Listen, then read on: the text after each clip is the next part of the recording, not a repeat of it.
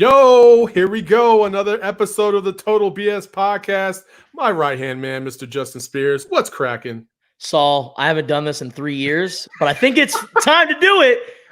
We gotta dab on him because Cam is a Patriot, baby. There you go. I'm excited.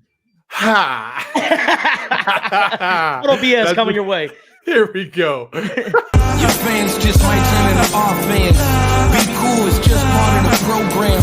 Spit your best 16 if you must. You're not whack, you just sound whack rapping after us. Yo, your fans just might turn into our fans. Be cool, it's just a part of this program. Spit your best 16 if you must. You not whack, you just sound whack rapping after us. Man, we got kind of a packed show going on today, man. I mean, dude, let me just say this. Justin and I are already like on one. We've been on one for like the last 10 minutes, getting prepped for this show. And we have a couple superstars joining us today, and we'll get to them in a second. But Justin, how's your week been? It's been great. I'm not going to lie. It has been awesome. I'm excited that baseball has announced that it will come back, and I know we will get into that and talk about the 60-game schedule and the plan for Major League Baseball. Basketball and the bubble plan, I just get so excited thinking about that. We're going to talk about marquee games and matchups, but I played my first round of golf today, the first time in about 8 years, 10 years. Oh, man. And for those that know me, I'm a pasty white guy. You know, you got a little redhead in you too. I'm a redhead. So I got a little sun today, so I look a little medium rare on camera. And the one thing I know our listeners on Apple and Spotify can't see this, but our viewers on YouTube, Facebook, and Twitch can see this. This is what's called a golfer's tan. You ever heard of a farmer's tan? Well, this is a golfer's tan. There you go. Show them what's Look all at that. about. We'll call you Gary Payton, the glove. Left hand is totally white because that's where your glove's on. Right hand is cooked. So that's my golfer's tan. But hey, I had a good time. I'm getting back into golf. I'm getting back into the swing of things. No pun intended. But yeah, there you go. See, you're gonna make a good dad someday, Justin. I tell you what, with your dad jokes, they're always on point. Did you know that French fries weren't actually fried in France? No, they were fried in Greece. I'll be here all week. All right. Well, we'll just go ahead and just move on. I don't even have a good transition, but I will say this. Our first guest up today, I'm going to say he's kind of a superstar, if you don't mind, because this absolutely. Kid, although he is a Sun Devil, I know he is a Sun Devil. That's okay. We are not, like I said before, it doesn't matter what school you go to. We rep everybody on this show because we love everybody. That's how this show goes. Wait, Saul, do we have two Sun Devils joining the show today? Two Sun Devils joining the show today. I know, man. 1, 2. I don't know what to do, but this guy was so good. He went straight out of school and he ended up getting a job at The Athletic and covering UT sports. And then unfortunately, he had, they made some cutbacks, and he was one of those unfortunate, cutbacks. But he's so good, the Ringer picked him up in less than 13 days. Like, are you for real? Like, that doesn't happen. That doesn't happen. I told my friend that, you're going to find a job someday. Like, I don't know if it's going to be tomorrow or next week. It turned out it was literally the next week, and he got the freaking job. And that's how great he is. You can't cut talented people. You just can't. And that's why my man Kaelen Jones is in the house. What's up, Kaelen? Kaelen, can you hear us? What's good, guys? How are you doing? Good. What's going on, yeah, Kaelen? I'm a little bit delayed, but I don't know if you can hear me. Okay. Yeah. We got you. So, Kaelen, there's a lot of stuff to get into. Obviously, Cam Newton, the big story on the day right off the bat. So why don't you fill us in on how this maybe all came to be, but more importantly, what are your thoughts on Cam Newton joining the dark side? I mean, Twitter has been speculating about this for a while, right? I mean, ever since he got released all the way back in November, people have been thinking about, what if, Tom Brady happened to lead the Patriots? What if Cam Newton takes his place? And so for this to happen and materialize. One, I mean, like, it's been 2 hours since the news dropped, and Twitter's still reacting to it, for one. But I mean, like, the magnitude of the deal. I mean, just the fact that you get a former MVP, in one with Bill Belichick, as you mentioned, like, this is literally the dark side. Like, they are a machine. And even last season, New England's offense, even with Cam Newton, I mean, outside of him, the pieces aren't all that great. I mean, if we're being real, like, I mean, Julian Edelman's the number one, Nikhil Harry, Mohamed Sanu, that's not the most, intimidating receiving corps. But that being said, their defense was otherworldly last season. Like, literally, I believe New England ranked second in total DVOA, and then we're first or second, I believe, in defensive DVOA, which is absurd. And I mean, really, when you think about it, throughout the entire Tom Brady tenure in New England, Bill Belichick's defense have been elite. And that's really been, the backbone of everything that they've been able to do. Adding this, kind of offensive weapon, with Josh McDaniels, like, we'll see what they're able to do. Because, I think like the video you're playing right now, there's the chip on Cam Newton's shoulder. He's got something to prove this year. I mean, it's a bad shoulder, but it is a chip. And so we'll see how good he can come back and play this season. You mentioned Josh McDaniels and obviously Bill Belichick. They have a lot of things that they could possibly do for Cam. First of all, I cannot just say that I am happy for Cam that he got this opportunity. I thought it was kind of, it was wrong that he didn't get a job before so many other lesser qualified quarterbacks. Let's just say it that way. But why? I don't know. I mean, it goes back to that shoulder injury. I mean, it goes back to that shoulder injury. Like you're talking about, so like his shoulder has not been good, since 2017, and so that's really been the issue. I mean, even with the foot injury, I think what happened in 2018 or 2019, like that isn't as big a deal when you're talking about a guy who relies on arm strength the way that Cam Newton does. When it comes down, especially like pushing the ball down the field, that's what he's hung his hat on as a quarterback. So, Kaelen, what do you think a culture like New England's can do for a guy like Cam Newton and maybe somewhat revive a little bit of his career and get him back into the Super Bowl? I mean, it definitely can be a good fit. Obviously Cam Newton is more, I guess, like, not boisterous, but he's out there. He definitely is like himself. And I know that with Belichick's system and his culture, it's very much everyone fits into what we are doing as the Patriot way. Everyone follows orders and everything follows suit. I think it's going to be a good marriage just because of the fact, again, the talent and what you're able to do with that. And I think Cam Newton understands like what he's capable of, what he hasn't, been able to do in his career so far. That's missing is a Super Bowl trophy. He's been there before. But I think now when you look at the pieces, granted, again, the offense isn't all that great, and him himself is not fully healthy, or we don't know how healthy he is, but he's never going to get a better opportunity than this. So I think the motivation plus, being in the right place at the right time, I think that's going to be a good fit. Moving along from Cam Newton and even the NFL, I think we can lump college football and the NFL maybe a little bit together. I know money-wise it's quite a bit of difference, but when we're talking about possible seasons, what are your feelings right now if you had to predict, is there going to be a college football or an NFL season this year? What would you say? So my thing is, I think 100%, there's going to be some type of season played. I think it's also 100%, or not maybe 100%, I'd put a 50-50 chance for both that they either get stopped, postponed, staggered at some point, just again, because of the outbreak and the pandemic. When we talk about how contagious this disease is, I mean, you look at the Clemson team, for example, being in a state where, Carolina was out here reopening a little bit earlier than other states. And it kind of reflects in, their player groups. They've now had, I believe, over 30 players who tested positive for COVID-19. And I mean, granted, it's happening now during the off season, so you give a chance for players to recover. What about, it's the scenario of a player, being positive for the virus, playing against another team, then having to quarantine them. That's a 14, health officials say he's quarantined for 14 days. So what are you going to do with the team that, traveled or that they traveled to?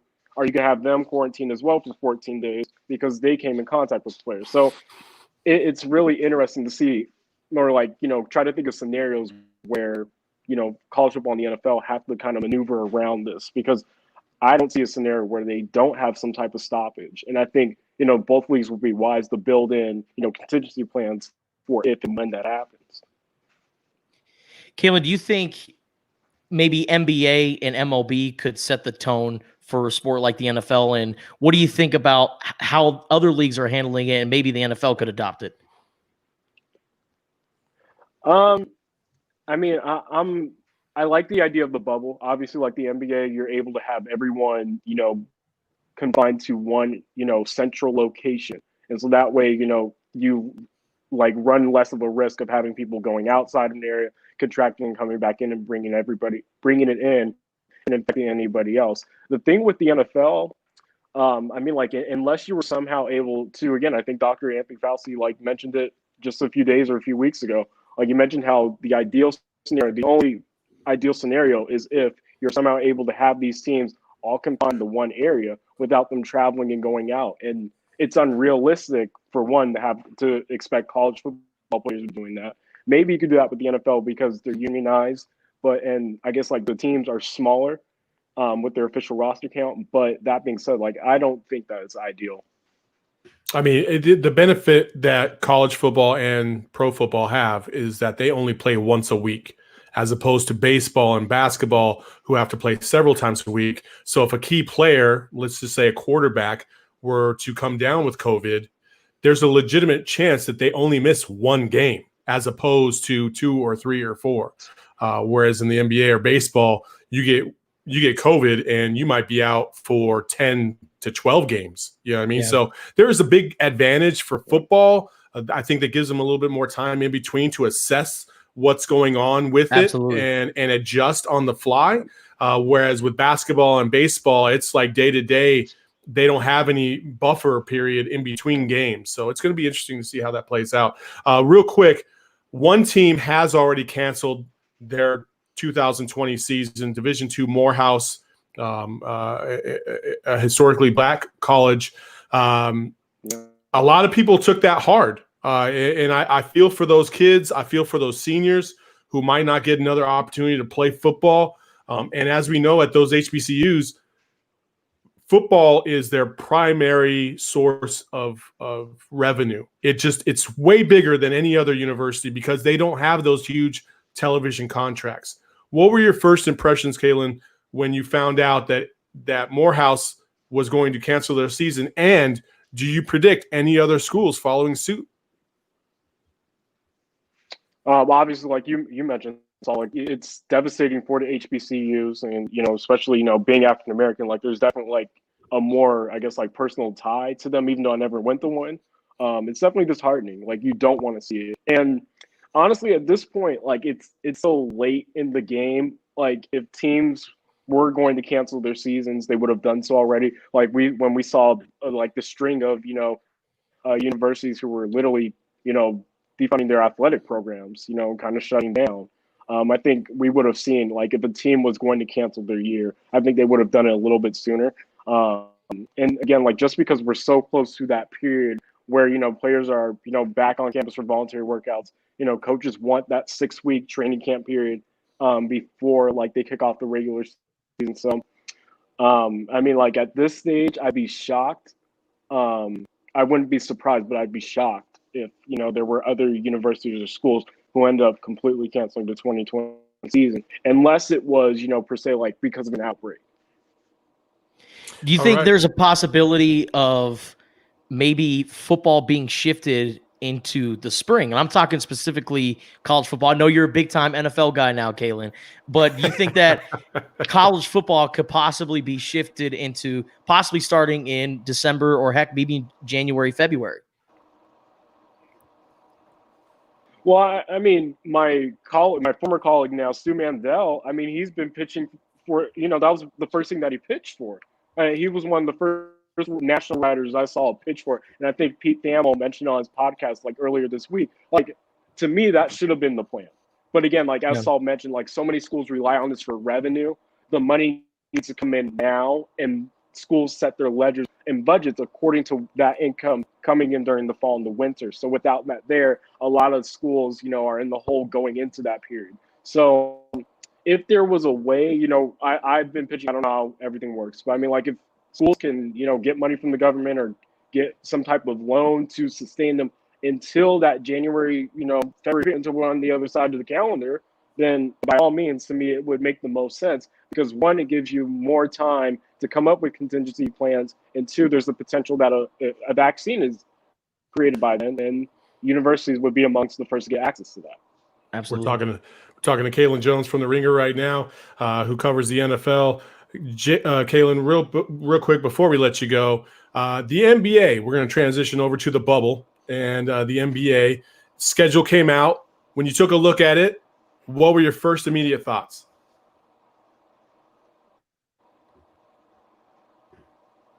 Oh man, like you mentioned it earlier, how if one person catches COVID and the potential for them to be out for so many games, like I can't help it. Like my first thought was, man, if someone catches COVID, they literally will miss a round of the playoffs, which is crazy to think about. But I mean, it's crazy to think about, man, because like the Lakers, I think they got to be the favorites at this point. Them or Milwaukee going into this. It would have been cool to see Golden State get some type of shot at it, but calm down, Justin. Just calm down. The fact that LA doesn't get Avery Bradley going into this, I mean, it'll be fun. It'll be nice to have basketball, especially like that all day. Was it AAU style, like where it's all day tournaments? So I think that'll be exciting. One of the things that I will say that the NBA has done, Justin, I don't know if you got a copy of this, but I personally got an email talking about the credential process, and there's tiers to the credential process. And let me tell you, this thing is in depth. I mean, if you were going to cover, or if you're even thinking about covering, I mean, like right now, like literally, like I feel like there was a portion that I might have missed, a paragraph that said, if you even have the entertaining thought of coming out here, you need to start quarantining right now. Like it's that in detail in terms of the precautions that they're trying to take to keep everyone as safe as possible. It's pretty cool. I'm glad that they're doing that. But real quick, the other part of the NBA is, and a lot of players had a little hesitation coming back because they were afraid that it was going to take away from the social justice issues that are going on around the country. But pretty cool thing today with the NBA kind of sharing an idea of players being able to pretty much put whatever they would like on their uniforms, and I thought that was really remarkable, and I appreciate the NBA for doing that. And you can see an example right here as like Giannis might put George Floyd on his. And then, the WNBA is going to follow suit, as you can see an example from the Aces and so on and so forth. I just think that was really cool, a pretty cool idea for them to do. What were your overall thoughts when you heard about this idea?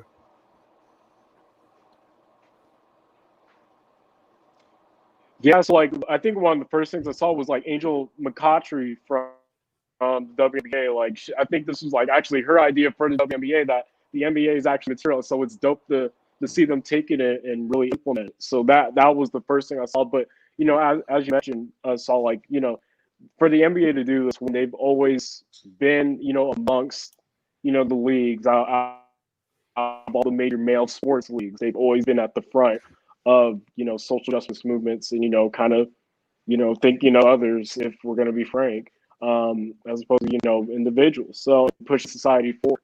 And this is, just another example, and a really simple one, gesture by the league to, allow those players who, had, concerns about their messages being muted at this point.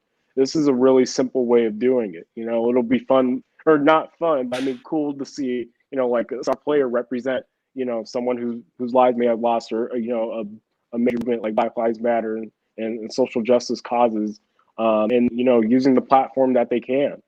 Because there's no sports. This is the only opportunity I think they'll have to really speak on stuff if they're not out there on the front line. So this is cool.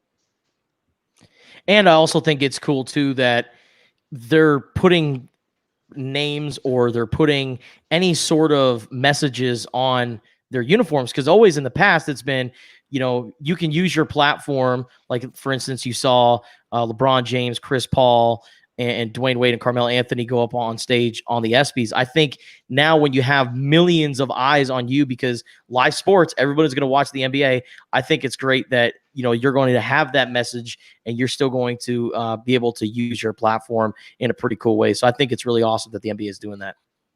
Kaelen, thank you so much for joining us today on the Total BS podcast. Best of luck to you at the Ringer. And man, hey, honestly, like we've met you several times. It feels like we've all been kind of colleagues because we work so close together. We're right at the highway and stuff like that. And we've shared some pretty cool sports moments, at least on our end. And so we wish you the best of luck despite your sparky-dom. And yeah, Justin, do you have anything else to add to that?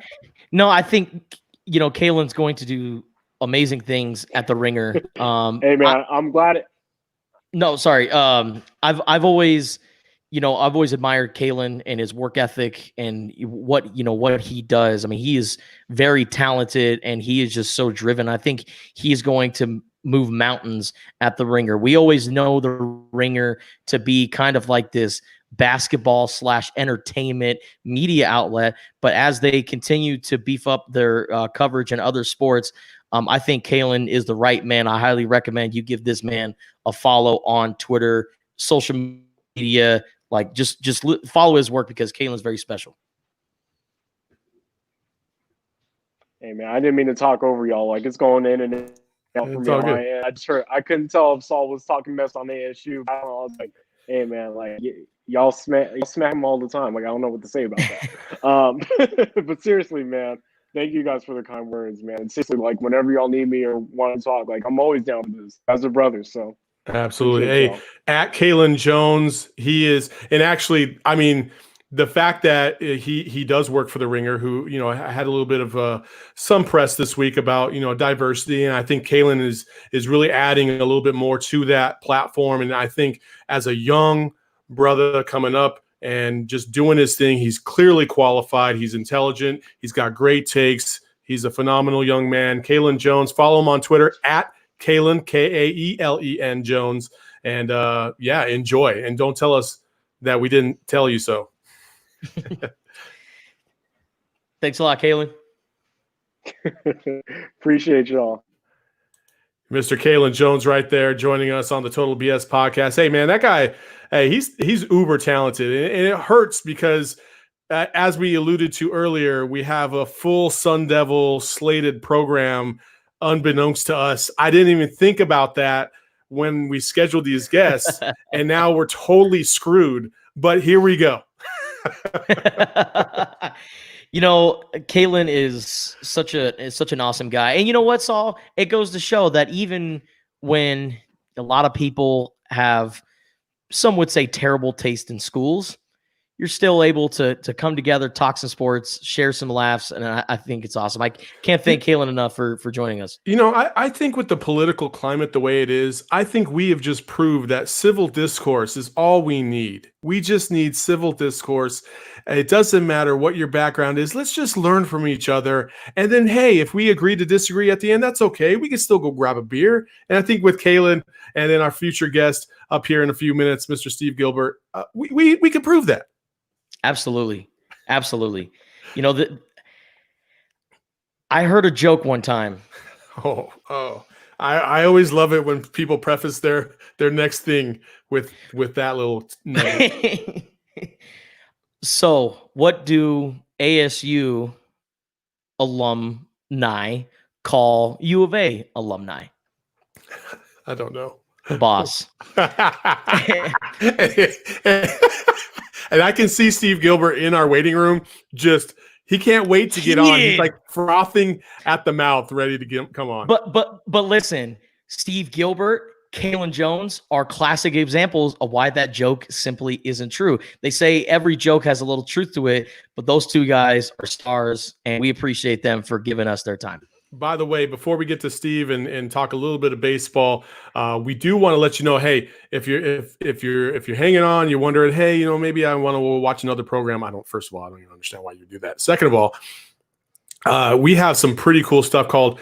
We got a cool show that a cool new game that we're going to play. It's called Conspiracy or Not, and I think you're going to like it. Stick around for that.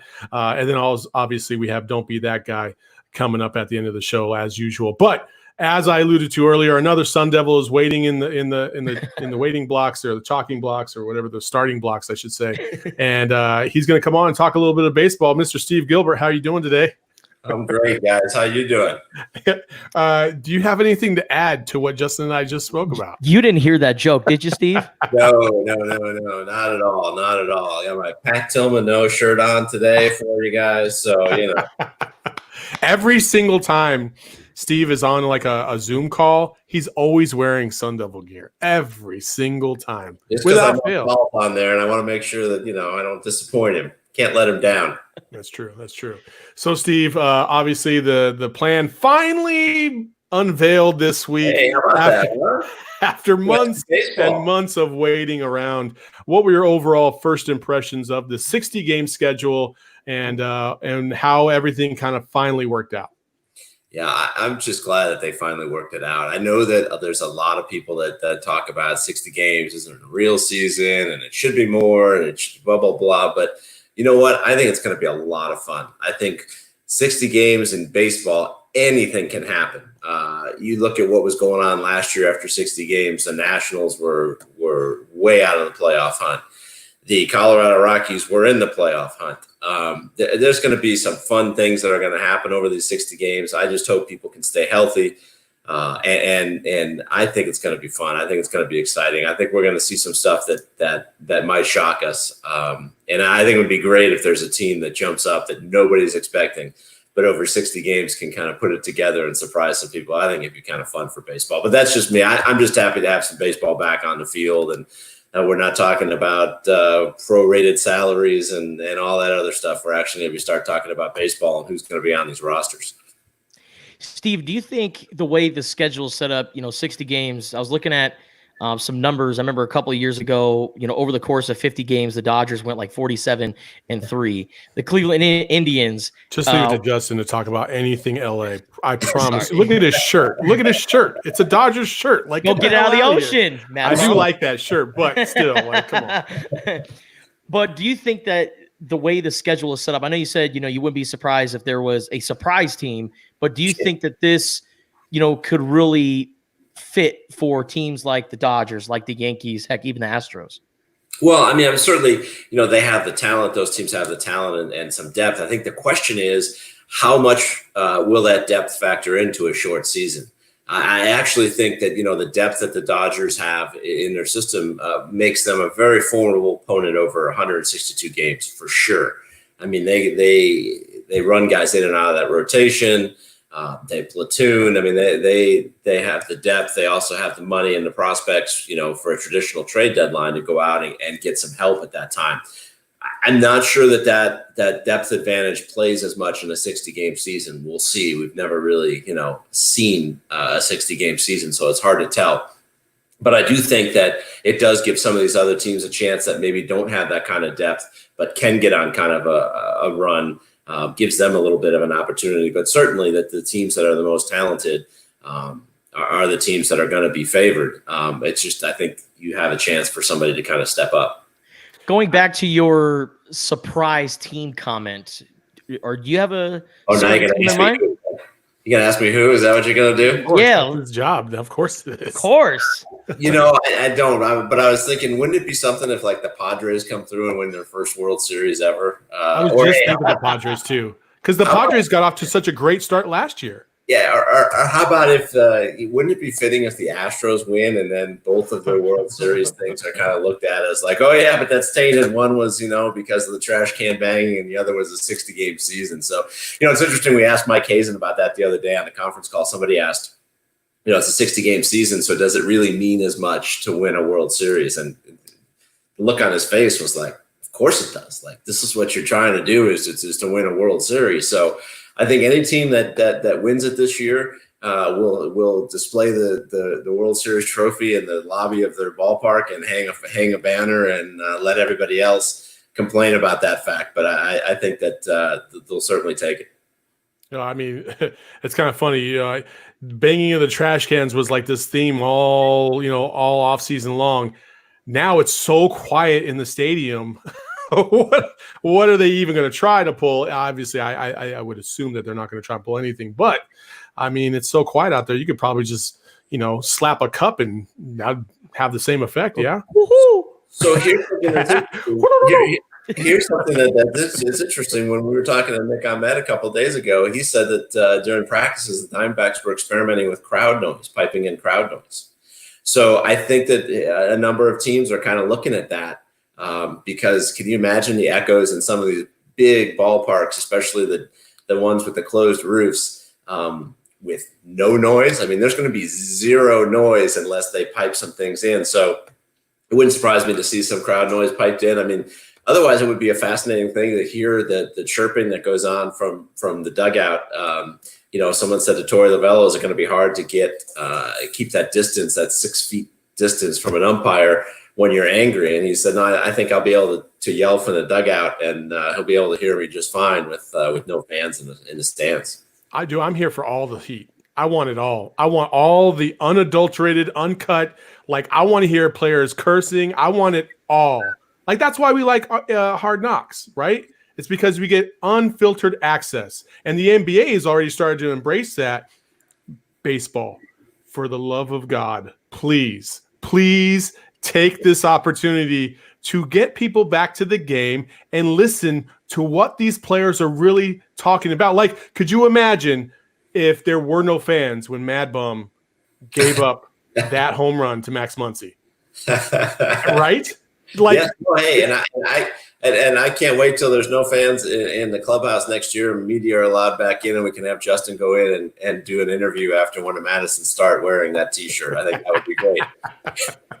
I'm just saying, I don't think I've ever seen Madison Bumgarner and Mason Saunders in the same room together. You mentioned that, and you mentioned the Astros and the sign stealing. I mean, so much of what got a ton of attention this spring, I've forgotten about. I mean, it's almost like you forget that these things happen, and I don't want to, even remotely say that the coronavirus is helpful to the Astros, in terms of, taking attention off of what was going to happen with them. But it, all that's going on now in the world, I wonder if the reaction to the Astros would be as intense right now. Certainly, there won't be fans in the stands, so they're gonna avoid having to deal with that as they would have, had this been a normal year. And the whole Mason Saunders thing, I totally kind of slipped my mind there. But yeah, it's interesting. Also, I looked at the roster the other day because once they reached an agreement, I'm like, oh man, I better start, brushing up on some things. And I'm looking at some of these players going, oh yeah, he's on the roster. Like, oh yeah, that's right, they signed him. So I think for all of us, we were kind of in a funk there for a few months, and it was hard to stay focused. Yeah, real quick before we let you go, the rules. There's so many rules. It's like don't look at a player's girlfriend, don't slap anybody on the butt, like don't give anybody a high five, don't spit, don't even give a side eye to your man. Like, okay, we get it. How realistic are some of these rules going to be? Because even me, I don't really chew gum. I do some sunflower seeds, but it's still just like it's like subconscious. You just want to spit out there on the field. Like how are players going to adjust to this? That's going to be another thing that's fascinating to watch. The whole no high fives, no, touching, no, the crazy little handshakes that they have going on before games and all that. And what happens when there's a walk-off win and there's the dog pile at home plate? Are they going to be able to remember? And so I think, that's something that Torey said he's going to hammer home to his guys, and they're going to have to really pay attention to, because it's a serious thing. And if this virus starts spreading around, that's the one thing right now that can really throw a wrench into this whole thing. Yeah, it's going to be crazy. It's going to be very crazy. I mean, I imagine there's going to be a player out there that's like, you know what, I can still chew out there and not have to spit. And then you're just going to see somebody yak out there in the field. Even worse than it would have been. Yeah, let's hope that's not the case. Or do we wish that it's the case? It would be entertaining for the game. Vomit, I kind of draw the line at vomit. Great TV, Steve. Great TV. That's great, but I mean, I was a social media manager. I have 3 months worth of analytics to catch up on. Give me something to work with. Well, I have a feeling you're going to get some cool stuff, and that Fox Sports Arizona is going to have some good stuff and some good access in terms of maybe players being mic'd up or whatever. Certainly that we'll be able to hear them talking back and forth, even if there are piping in some crowd noise. But hey, don't worry. No one to worry. The walk-up music is still going to be there for each of the guys. Each of the guys that's in the agreement are going to get their walk-up music. So we're going to still be able to hear, some of the more painful songs that we've listened to 1,000 times during the course of the season. Who has Careless Whisper as their walk-up song? It was Adam Jones last year. Oh man, I wish that was back again. And Jason, didn't Reddick in Houston also have that, or when he was in Oakland or something like that? But yeah, maybe. And then there was another player, Flores, that had the Friends theme song. Yes, I like that. That was outstanding. And Saul always looked to see if I was going to do the hand clap. Yeah, that was. I was always like, oh, all right. Yeah, but Saul taught me the what was that song that the relief pitcher had that Captain Jack. Oh, yeah, Captain Jack. I had no idea what the heck when that was playing, and Saul had to look it up on YouTube and send me a link. And yeah, I got it. The Lonely Island, Captain Jack Sparrow. It was a classic. I forgot what player played it, but I just laughed so hard when they came out of the bullpen with that. The left-handed reliever. I can't think of his name now, but yeah. Anyway. Well, that's Steve Gilbert. Steve, thank you so much for joining us, and hope we didn't give you too much of a hard time for being a Sun Devil. No, not nearly enough of a hard time. You know me, I'm very sensitive and don't like to have banter back and forth. So, Steve Gilbert, MLB.com, covers the D-backs. Here, you're the best, Steve. Total BS podcast. Thanks so much to Steve. And Justin, I mean, he covered the whole gamut right there. I don't think we have to really go too much into detail on what he discussed. So with that being said, I had a little thought, and I was like, hold on, the show's kind of getting a little low, but I think we should just go ahead and play Conspiracy or Not. No, you didn't have this thought just because you were watching a documentary, weren't you? I was not watching a documentary. Actually, my fiance started jibber-jabbering about something crazy about, God knows what. And I just thought to myself, oh my gosh, like, if you were to tell me, hey, do you think this is real or not? I would not be able to tell. So with that being said, you are going to be my contestant. I'm going to be the host, and I'm going to play for you I'm going to show you 3 different things, and you're going to tell me whether or not it's a conspiracy or not. The first one, the Beatles never existed. Is that an actual conspiracy or not? Here's the thing. The Beatles are a music group. They've been around for a long time. I have never heard of this conspiracy theory, and honestly, I think it's outlandish that people would think that it is possible that the Beatles were fake. Now, I've heard conspiracy theories about, faking the moon landing, other things, but the Beatles not making music? No, that was a real thing, and if it wasn't them, then who was it? That's my big question. So no, hell no, it's not a conspiracy theory. It is a conspiracy theory. Forget the old chestnut that Paul is dead. That's amateur hour stuff. How about this one? From the moment they began, the Beatles were a fake band staffed by a revolving cast of almost identical actors. That's an actual conspiracy theory, believe it or not. So they have a bunch of stunt doubles? Apparently. Just total craziness. You ready for your next one? Yes, let's go. The Fresh Prince of Bel-Air was a vehicle for the Illuminati. Conspiracy or not? So I have a hunch that there's going to be some conspiracy theory about how the flat top taper fade is the official cut of the Illuminati. Or Carlton is named after one of the Illuminati leaders. It's not a conspiracy theory. Come on, it's Fresh Prince of Bel-Air. Like, there's no way. No conspiracy. You are correct. Now, yes. It was a conspiracy, just not that show. The actual conspiracy was that Saved by the Bell was a vehicle for the Illuminati. Turns out that this teen high school comedy, Saved by the Bell, was riddled with hidden messages endorsing Satanism, and this website exposes the true intentions of the show's creators and its stars. I mean, I always had a feeling about Miss Bliss that she was a part of the Illuminati. Kelly Kapowski could work her witchcraft on me anytime. I'll just tell you like that right now. See, I was in terms of like sitcom. Is that considered a sitcom? What would you even consider Saved by the Bell? Yeah, it's kind of genre. It's a sitcom. It's a sitcom. Yeah, it's a sitcom.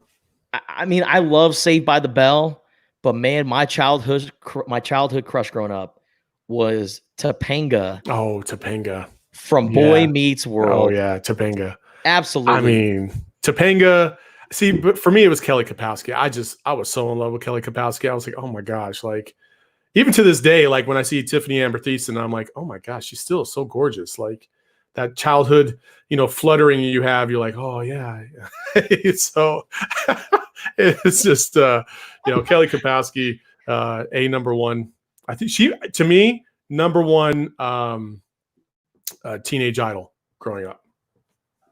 Number one teenage idol? What do you mean? In just in terms of popularity? Girl I would most want to date. Oh yeah. That's a really good point. Topanga's a very close number two. I can't really think of anybody else though. Hillary Banks. Not in terms of marrying, because the character Hillary Banks in Fresh Prince of Bel-Air, she's kind of ditzy, doesn't seem put together. She's staying in the pool house, can't leave Phil and Vivian's house. So I wouldn't, in terms of marriage, I don't think Hillary Banks, but I go with Topanga for sure. Topanga. All right. That's a solid one right there. Okay. All right. Well, final conspiracy or not, the moon doesn't exist. Is that an actual conspiracy? Because it's the moon, it has to deal with outer space. Absolutely, this is a conspiracy because it's just so crazy, but it's somewhat believable. And when I say somewhat, I mean 0.0000001% chance that it's fake. So conspiracy, absolutely it is. You are correct, sir. It is a conspiracy. Very good job. You are 2 for 3 on the day. That's a pretty good batting average right there. It's no good. There's no good looking at it night after night because the moon doesn't exist. It's a hologram put there by persons unknown. Of course, serial conspiracy, the aurist David Icke has a theory. There are also countless YouTubers keeping an eye out, one of whom has gone as far as saying, look at it regularly for a year. I mean, looking at the moon for an entire year, what am I supposed to do? Just literally just watch the moon all the time? You might be as insane as these people coming up with these crazy ass theories. Like I've heard of watching paint dry or watching grass grow, but this guy wants me to watch the evolution or how the moon looks. And let me ask you this projection, is this just like a giant projector just up in the light, just going up in the sky? It's a huge projector that's illuminated for the entire world to see at any given point. And maybe somebody's finger gets in the way, and that's why you have the crescent. I don't know. Jesus, who cares? Something tells me that Kyrie Irving is behind this somehow. No, I don't know what it is. I had a flat Earth one, but I let it go. So yeah. Anyway, and then hey, that's it for our first running of this brand new piece called "Conspiracy or Not." Justin, nice job, 2 for 3 on the day. Thank you so much, Saul. Real quick, I got one for you, and I need you to answer this. Okay. Okay. Chocolate milk comes from brown cows. Oh, come on now. Conspiracy theory or not? It's not a conspiracy theory. It does come from brown cows. It also comes from other cows too. I love it. I love it. All right. Everybody's favorite segment of the week, as we've gotten to that point in the show, called "Don't Be That Guy." I haven't created a graphic for that. Why the hell haven't I done that? I'll do that next week. How about that? Absolutely. But Justin, you have a "Don't Be That Guy," so let's start it off. So I think it's all important during these times that we protect ourselves. COVID-19 is a very serious thing. So, we've been told by the CDC, we've been told by Dr. Fauci, you need to wear a protective mask. Us here in Arizona, we are required to wear a mask literally everywhere we go in public. If it's in a grocery store, if it's any store, you are required to wear a mask because it not only helps you out, but it's being selfless and thinking about others. This guy right here in the picture, if you're watching this, you can see him sitting on the plane. And now look, he's wearing a specific red hat that is very, should I say, polarizing during this time? Which we also don't give a damn about. Like, yes, people can wear whatever they want. It's politics. So I'm just putting that out there. I don't give a damn about what this guy's hat says. With that being said, he has this mask around his ears and put over his eyes while he's sleeping on the airplane. So COVID-19, there's a global pandemic happening. This guy is traveling. Obviously, he's on an airplane. You see everyone around him, the guy sitting next to him wearing a mask. The little kids behind him are also wearing a mask. This guy decided to use his face mask as a blindfold for nap time. That, to me, just screams ignorance. That, I don't care. And you know what? I'm going to let you know that I absolutely do not care. I'm going to do whatever I want to do. And I know there's tons of videos going around of people streaming because they are being told to wear a mask and they're just so livid and say, you can't make me do that. But the fact that you are traveling on an airplane and you're doing that and you're showing everyone, like I said, it's just complete ignorance. And please don't be that guy. Oh, we have a theme going on today about masks. How about that? And again, like, whatever I don't understand how the mask all of a sudden became this politically charged thing, and people are just fighting so hard against it. And like, I'm like, okay, dude, whatever. Like, wear the mask. And if you don't wear the mask, just stay home. Like, those are pretty simple options there. But in West Hollywood, a Trader Joe's opened, and which leads me to my first don't be that guy. And Karen's around the world, you're going to like this. This is day one. This is opening day of Trader Joe's in North Hollywood. This is Karen. Woo! Democratic pigs! All of you! That man harassed me for not wearing a Yeah, she was a little upset. Oh, but wait, there's more. mask. I have a breathing problem. My doctor would not let me wear a mask. So anyone harassing me to wear a mask, you guys are violating federal law. You get that? Get that on camera. Ma'am. I love the last little bit where the Hispanic guy in the back's like, "Ole." I love that part. Like, first of all, I understand you might have a medical condition, and I don't dispute that whatsoever. But I find it very hard to believe that to be the case when you were huffing and puffing and blowing your way all across the store in a fit of rage because somebody said to wear your mask. Now, you knew before you went to Trader Joe's that you had to wear a mask. There are other opportunities to buy groceries and get them either delivered to your house or have them ready for pickup. There is no excuse. Old man last week trying to bust into Walmart, getting tripped up and falling all over the place because they made him wear a mask. This lady, like countless people all over the world, there is a thing called technology. Use it and get your groceries and get the hell out of there without even have to go through this. I don't understand it. It completely is ridiculous. Don't be that girl. Don't be a Karen. Karen, I first of all, I don't really even know anybody by the name of Karen, ironically enough. Yeah, we went to school with the Karen. Who? She Karen. works- A Filipelli. I don't know. That's from The Office, dude. No, Karen, she works in Los Angeles for CBS. What? Yes. Oh, Karen, God. we know a Karen, and she definitely does not fit the description of a Karen. The Okay. Karen that we both know. I know a Carmen. I know a Kathy. And she hung out with Carmen. It's Karen and Carmen.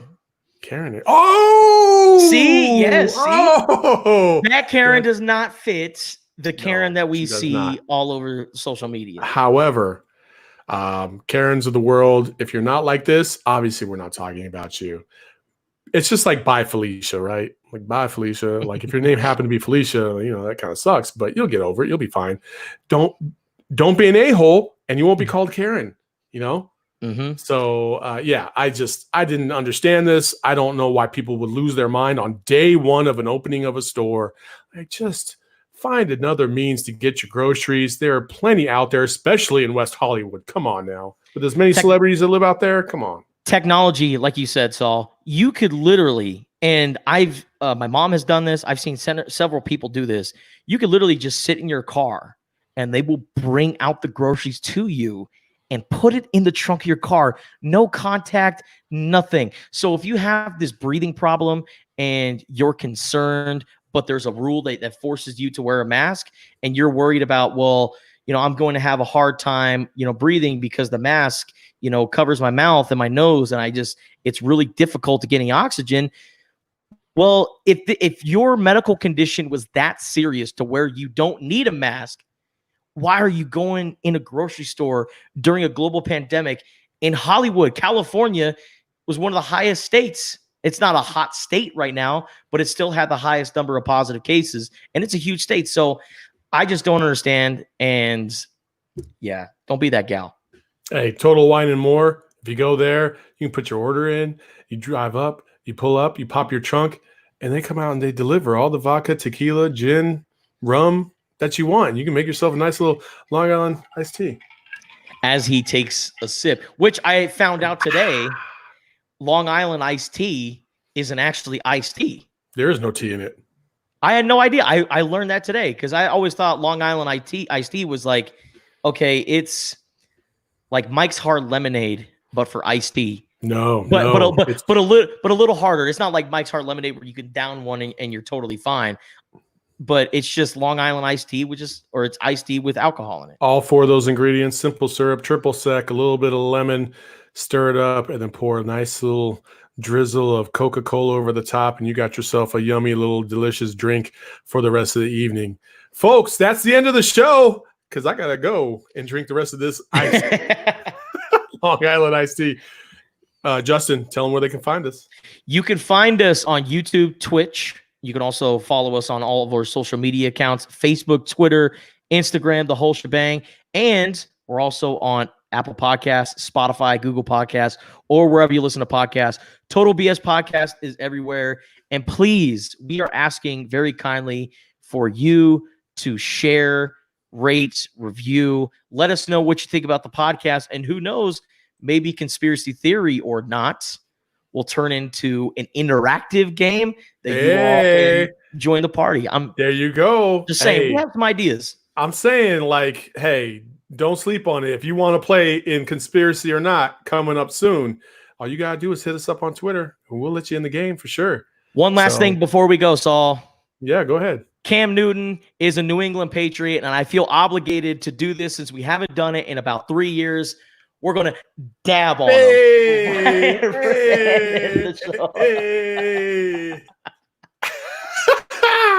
Mr. Cam Newton is back in the house. I love it. I love you, man. Love you too, brother. That is the end of this show. Thank you so much for joining us on the Total BS Podcast. Till next week, we'll see you when you see you. Your fans just might turn into our fans. Be cool, it's just part of the program. Spit your best 16 if you must. You're not whack, you just sound whack rapping after us. Yo, your fans just might turn into our fans. Be cool, it's just a part of this program. Spit your best 16 if you must. You not whack, you just sound whack rapping after us.